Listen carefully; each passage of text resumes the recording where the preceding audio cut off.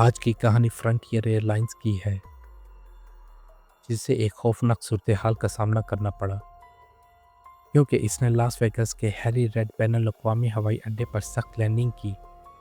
एक परवाज़ 326 San Diego से आ रही थी। जब पायलटों ने कॉकपिट में धुआं देखा, तो उन्होंने फौरी तौर पर हंगामी हालत का ऐलान किया। जब जहाज़ उतरा तो इसका टायर फट गया, जिसकी वजह से अनी शैदीन की ली गई वीडियो में देखा गया है कि तैयारे के नीचे से आग के शोले निकल रहे थे और इसके बाद धुएं के बादल हर तरफ छा गए। सूरत हाल शदीद थी, लेकिन शुक्र है कि हंगामी अमला क्लार्क काउंटी में तैयार था।